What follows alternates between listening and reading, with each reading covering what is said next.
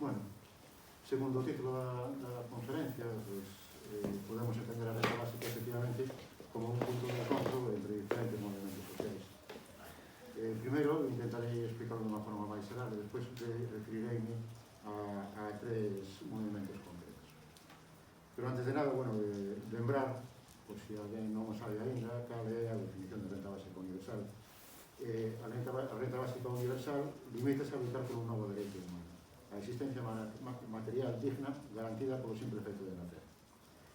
Este novo dereito conseguiríase na nosa proposta cun ingreso de carácter periódico, normalmente mensual, e que teria 4 características necesarias: a universalidade, individualidade, incondicionalidade e suficiencia. Creo que non é necesario explicar máis, senón podese facer despois na quenda de preguntas. Pero esta definición tan simple, este concepto tan simple de renta básica vai afectar a múltiples aspectos da nosa vida. Así, non é casual que diferentes movimentos sociais esteñan defendendo a renta básica dende os seus propios posicionamentos. Precisamente neste ano, o 2020, teñense dado varios pronunciamentos de diferentes movimentos sociais que vou referir a continuación. Por exemplo, o manifesto das persoas psiquiatrizadas por unha renta básica universal de data 18 de setembro, onde se menciona a renta básica universal vou ler como unha medida preventiva de saúde mental, ou eliminar o sufrimiento derivado da pobreza, as condicións de existencia precarias, a incerteza económica e o paro, garantindo unhas condicións de existencia dignas, con independencia do mercado laboral. Evitaríanse estigmatizacións como ter que obter unha reducción do 65% para optar a pensión non contributiva. Unha renta básica que favorecería a vida autónoma independente da familia e ou da institución. E unha asignación incondicional favorecería que moitas persoas nos aventurásemos a traballar sen medo a perder a prestación que recibimos e da que dependemos para manternos. Outro colectivo foi o Colexio de Traballadoras Sociais, que se une, por certo, a outro colexio de educadoras e educadores sociais que xa hai anos que defende a renta básica e que se posicionou en data 22 de abril de 2020 a favor da renta básica e en referencia ao ingreso mínimo vital. De outras cousas, di: creemos na implantación dun sistema de garantía de ingresos encaminhado á renda básica universal como único xeito de responder con rapidez e dignidade a situación crítica e grave actual que está a vivir a cidadanía como consecuencia da pandemia. Deste xeito, podráse facer efectivo o feito de que ninguén quede atrás e ninguén quede fora, sendo un avance para garantir os ingresos básicos de forma incondicional e universal a toda a cidadanía, de acordo cos objetivos da ONU, os objetivos de desenvolvemento sostenible, ODS. En materia de cultura, reseñar o manifesto xente que traballa na cultura por unha renda básica universal e incondicional, de data 30 de abril de 2020, e que xa empeza con que as persoas que asinamos este manifesto queremos expresar a nosa condición de que unha renta básica universal e incondicional sería a mellor política cultural posible. A continuación, o manifesto indica de outros aspectos que favorece directamente as persoas que o precisan e non se distraen nas estruturas como fan outros sistemas de financiamento públicos que se perden nun fluxo de riqueza que supostamente vai favorecer aos de abaixo partindo dos de arriba, pero que nunca chega a abaixo. Se se precisan estruturas, as construiremos nós. Tamén a defende porque a cultura non a fan só os que a crean, sino tamén o público que asiste a elas. E resalto finalmente que porque non queremos soportar máis un sistema que só nos pide producir infatigablemente, infructuosamente e sin parar contidos culturais ano tras ano, proxecto tras proxecto, nunha dinámica na que nada se aproveita, nada é profundo, en la que a cultura está en perfecta sintonía con tantas outras dinámicas de sobreproducción do sistema capitalista. Necesitamos a renda básica para poder parar a roda e promover outra cultura con un mundo habitable e sostenible para todas e todos. Podemos mencionar tamén, para que non sexa un colectivo, o plan de choque social, unha plataforma de diferentes organizacións, de sindicatos, partidos, organizacións non gubernamentais, máis de 500, que dentro do seu programa para a crise provocada pola pandemia inclúen a renta básica universal. Tamén a plataforma de afectados pola hipoteca, que ten realizado diferentes apoios explícitos á renta básica. Por poner un exemplo, un tuit de 8 de novembro de 2020 cun enlace a campaña cidadá, a campaña de iniciativa cidadá europea, e co texto: a caridade é humillante porque se exerce verticalmente e desde arriba. Queremos dereitos, non caridade. De todos estes, deste tuit e dos demais enlaces, teño os enlaces aquí para quen queira acudir a eles. Como manifestos, referireme finalmente ao manifesto dos colectivos LGTBI por unha renda básica universal de data 28 de xuño de 2020, onde podemos ler: como movimento LGBTI reclamamos unha renta básica que garanta ter as nosas necesidades básicas cubertas, non só as nosas, sino o noso conxunto da poboación, facendo especialmente accesible para mulleres, menores e colectivos sociais cunha nítida perspectiva de xénero, como reivindican compañeros e compañeras do movimento feminista.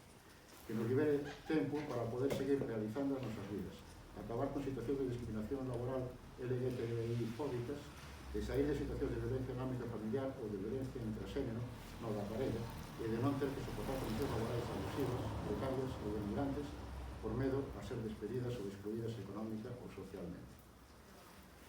Podríamos falar de outros movimentos reivindicativos que tamén sairían beneficiados da implantación dunha renta básica, como, por exemplo, a mocidade. Neste sentido, destaco o informe do Consello da Mocidade de Euskadi, EGK, que apareceu como noticia no diario de IAR o 18 de xaneiro, no cual se fai fincapé nas dificultades das rendas condicionadas no caso da mocidade, que fai que moitas non podan solicitar estas axudas cando as necesitan, que as actuais prestacións se otorguen á unidade de convivencia, algo que non se asusta aos actuais patrós de convivencia dos mozos, ou que unha RBU suporía un soporte de seguridade material para poder desenvolver un proxecto de vida propio e autónomo. O feminismo, onde existe un forte debate sobre a RBU, con posicionamentos, penso que cada vez máis a favor, podemos mencionar o que se di nun manifesto tamén no ano 2020, Recursos e Autonomía para Todos, un manifesto feminista pola renta básica. En concreto dice: quizás no futuro sexamos capaces de crear outro tipo de sociedade, pero por agora, renda e autonomía. No caso das mulleres, ademais, ter recursos tamén implica unha menor dependencia dos homens, máis posibilidades de sair dunha situación de violencia machista na relación de parella, por exemplo, ou de non ter que soportar condicións laborais insultantes ou abusos sexuais no lugar de traballo por medo a ser despedida. Ter recursos incondicionais liberaríanos de ter que expoñarnos ao paternalismo burocrático, a violencia institucional para o ter o básico para a vida, cando o mercado laboral nos exclúa ou nos maltrata.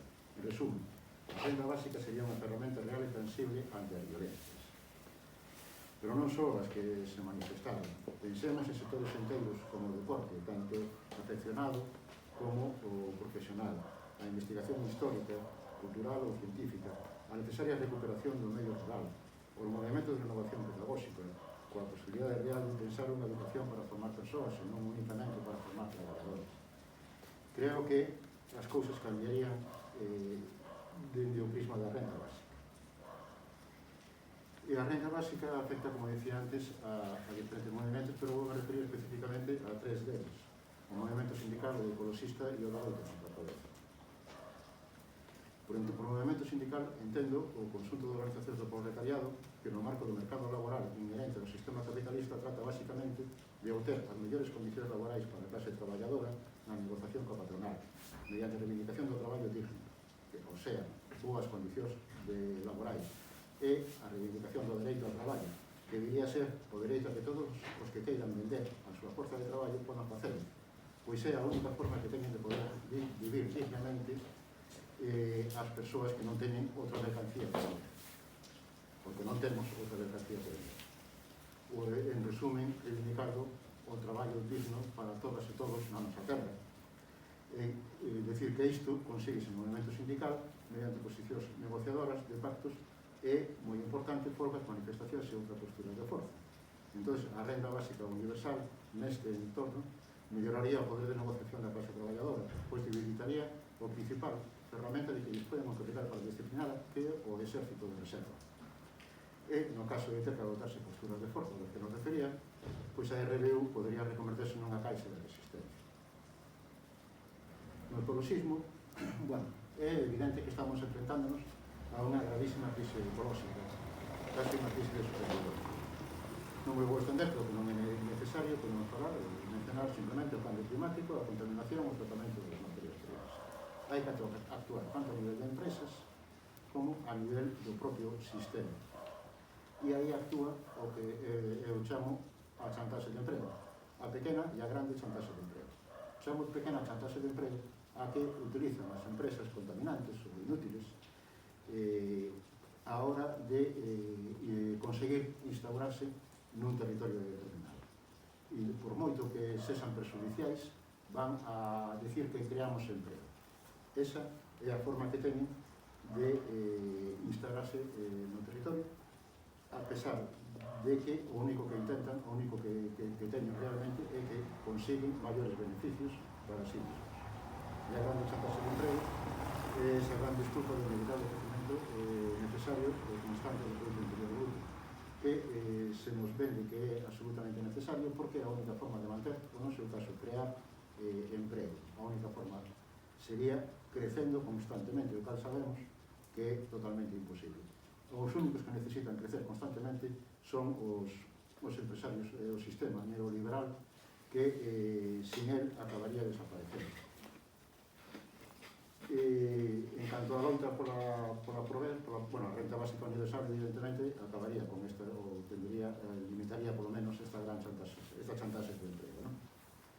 A loita contra a pobreza, neste momento a loita contra a pobreza está sempre condicionada precisamente ás rendas condicionadas, a necesidade de obter un traballo. A estas medidas, a renta básica universal, o movimento, facémoslle unha serie de críticas. O primeira, que deixan moita xente fora. Vense esa por razóns de estigmatización, de falta de educación, de descoñecemento, dificultade técnica, dificultade dos trámites administrativos, dificultade na tramitación a través de internet ou por medios telemáticos. A cuestión é que moita xente que tería dereito a esas prestacións condicionadas non as acaba solicitando. E non estamos falando de unha pequena porcentaxe de población. Según os diferentes territorios, diferentes estadísticas, falan entre un 25 e un 75%. A máis fidedigna que coñezo no País Vasco, que é un territorio moi consciente de todas estas situacións, sitúa nun 50%, os propios informes oficiais. Falando de estigmatización en sí misma é un problema, é unha crítica en sí misma. A ninguén lle gusta ser declarado ou declararse a sí mismo como unha persoa de terceira categoría. A trampa da pobreza enténdese como aquela situación na que se hai que renunciar a unha axuda porque a remuneración dese traballo vai ser inferior á prestación que está recibindo ou nunha cuantía semellante. De forma que facendo os cálculos do que te costa o transporte, do que te costa comer fora, etc., pois resulta que acabarías perdendo, además de traballando. Ou ben, cando te metes nun contrato de carácter temporal, despois tens que reincorporarte, volver a facer todo o papeleo e tamén facendo os cálculos acabas perdendo. E, finalmente, que as rendas condicionadas suponen un proceso burocrático moi importante, gran parte da prestación por rentas garantidas, por rentas condicionadas, acaban perdéndose no propio proceso burocrático. E a filosofía que subsace, evidentemente, é a de que sempre o beneficiario vai ter que buscar emprego. Entón estamos vendo que sempre se está falando, tanto nos manifestos que falei ao principio, como no tema sindical, ecolóxico ou de loita contra a pobreza, a palabra que máis aparece é emprego. Por outra parte, aclarar que a renta básica, os partidarios da renta básica non nos cuestionamos como colectivo o modelo económico, social e productivo, pero temos que enfrentarnos con este tema do emprego. Nós, como colectivo, estamos evidentemente de acordo co dereito ao traballo e coa procura do traballo digno do pleno emprego nesta sociedade. Tamén estamos normalmente de acordo coa reducción da jornada laboral e co reparto do traballo. Penso que iso é unha postura unánime en todos os membros dos colectivos pola renta básica. É evidente que non vai estar neste modelo de sociedade, é o que nos toca, é a única forma de poder vivir con dignidade. E máis, eu personalmente opino que a renta básica, que o traballo, é o que nos acaba definindo como especie. Os humanos somos máis un homo faber que un homo sapiens. Somos un home que traballa, un home que cambia as cousas. A única especie, o animal que o fai. É tamén o que nos permitiu modificar a natureza e crear a civilización e a cultura. É tamén o que nos está creando agora os actuais problemas ecolóxicos e sociais. Pero o concepto de traballo é un concepto moi amplo, non se limita ao traballo remunerado, tamén se incluye o traballo de cuidados, o traballo de voluntario, de organizacións voluntariado. E sempre, casualmente, sempre que en la esquerda, sino sobre a dereita, nos reivindican a necesidade de buscar o dereito ao traballo, sempre están falando do traballo remunerado. Nunca falan de que o traballo de cuidado dignifica, ou de que o traballo voluntariado dignifica. Que dignifica parece ser que é o traballo remunerado exclusivamente. E, bueno, a dereita, pois non vou entrar, pero no que se refire á esquerda, parece curioso que teñan esta defensa da dignidade do traballo cando xa o propio Marx o definía dentro do concepto de traballo alienado nos seus manuscritos de 1844. Dedicaba un epígrafe inteiro ao traballo alienado e en toda a súa obra se ve eso. Mesmo Karl Marx chega a comparar o traballo remunerado co traballo das bestas ou coa peste. Literalmente di, tan pronto como non existe unha coacción física ou de calquera outro tipo, púsese de traballo como da peste. E compara o traballo do proletariado como o traballo alienado ou equipara o do traballo dos escravos. En calquera caso, o traballo, como se ve, non se fai, o sea, manda o facer, non se fai porque o queiras ti ou queira a sociedade, sino que o traballo se fai porque o manda facer outro home. E tampouco o traballo remunerado, quero dicir. E tampouco a plusvalía que se genera nese traballo vai ser para beneficio do traballador, nem tampouco para beneficio da sociedade. Vai ser para beneficio exclusivo do empresario que te contrata. En fin, o traballo é unha mercancía e non temos outra cousa que vender e en sí mismo nin dignifica nin deixa de dignificar, porque non é esa a súa función. E tamén podemos dicir que a realidade nos indica que a relación de forzas entre o traballador e o empresario sempre está ganando desde que existe o capitalismo o empresario. Se ven, hai diferencias moi notables históricamente e tamén por localidades. Ao lado onde os sindicatos son máis fortes, por exemplo, é evidente que a dignificación do traballo é moito maior que ali onde non existen sindicatos. E tamén, temporalmente, non é o mesmo a situación de Europa no proceso posterior á Segunda Guerra Mundial hasta os anos 80 co estado de bienestar que a situación que vivimos antes ou que vivimos despois. E isto ten a súa importancia porque precisamente a partir dos anos 80 houve un cambio, unha especie de ruptura do pacto do bienestar entre os empresarios e os traballadores. Entramos nun novo ciclo iniciado por Reagan, Thatcher, por Pinochet, por Boitúa, no seu aspecto político, no cual que se denomina, se podemos denominar o neoliberalismo, que indica un aumento da desigualdade e de demolición do estado de bienestar. Non é o momento de entrar ás causas, pero sí, quero dicir que, na miña opinión, este modelo está tamén xa esgotado, igual que en seu momento estuvo esgotado o estado de bienestar. Non se trata de decir si se trata del fin do capitalismo, pero, desde logo, si é o fin dunha fase do mesmo. Tampouco é a primeira vez que sucede, xa digo, cando hubo unha crise do capitalismo forte que creou o estado de bienestar, unha crise de capitalismo forte que acabou o estado de bienestar, e agora estamos juntos. Nesta crise, un aspecto importante e creo que é resaltar é a existencia do cambio tecnolóxico. Un cambio tecnolóxico que parece que nos traslada tamén a unha época que definía brevemente Marx no manuscrito de 1944. Os salarios e os beneficios de capital serán probablemente moi baixos en un país que alcance un último grado de posibilidad de autónomo. Parece como se estuviéramos chegando ao culmen e o sistema estuviera esgotado. Pero Stephen Hawking tamén o manifesta de outra forma e tamén moi claramente. Vou ler literalmente: se as máquinas producen todo o que necesitamos, o resultado dependerá de como se distribúan as cousas. Todo o mundo poderá gozar dunha vida de luxo ocioso se se comparte a riqueza producida polas máquinas. Ou a maioría da xente pode acabar sendo miserablemente pobre se os propietarios das máquinas presionan con éxito contra a redistribución da riqueza.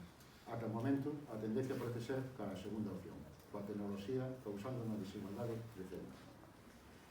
Creo que este futuro do que falaba Stephen Hawking, casualmente, pouco antes da súa morte, está necesitado deste cruce de camino, destas políticas como a renta básica de unidade de diferentes movimentos sociais e mesmo de diferentes correntes ideolóxicas, unha medida que permita que todos os movimentos e sectores económicos enteiros se podan unir nunha medida que beneficia a todos menos precisamente ao neoliberalismo. Finalmente, quería aproveitar para facer un par de reflexións debido á actualidade que estamos vivindo. A primeira é se é necesario agora a renda básica neste momento de pandemia. Eu creo que precisamente neste momento a renda básica xa non é que seña necesaria, sino que é urgente. Estamos falando de unha emerxencia non só sanitaria, sino socioeconómica. Xa o decíamos o colectivo por Ciudad por Renda Básica da Coruña, o día 17 de marzo deste ano, un día despois da declaración do estado de alarma, xa sería ir a suceder algo desto, e falábamos da necesidade desa renda básica de emerxencia. Unha renda básica de emerxencia que a rede de renda básica do Reino de España xa definiu máis claramente nun artículo no mes de abril de 2020, unha renda básica que cada vez, diante do fracaso do ingreso mínimo vital, é cada vez máis necesaria e urgente. E finalmente mencionar a asistencia dunha iniciativa cidadá europea que se iniciou o 25 de setembro deste ano 2020 a prol da renda básica. A diferencia da renta básica de emerxencia non é unha solución inmediata, é unha solución a longo prazo. O prazo para a recollida de firmas ainda remata o 24 de setembro de 2021 e despois ainda terá que ser estudiada e decidida, pero vai no camiño de atopar unha solución permanente a esta grave crise pola que estamos a pasar, non só a crise causada polo coronavirus, sino a crise do cambio tecnolóxico, aos problemas medioambientais, a deslocalización dos empregos, e que nos permita camiñar con dignidade cara a necesaria economía dos cuidados. Por ese motivo, asino a todos os presentes e os que me poidan ver a asinar a prol da iniciativa cidadá europea de introducir a renta básica incondicional en toda a Unión Europea. Unha renta básica que ademais sería o barco insignia da nosa Europa, de todos os europeos, a Europa social, que inicie o camiño para acabar coa Europa que temos, a Europa dos mercados. Gracias pola vosa atención. Non teria máis que decir.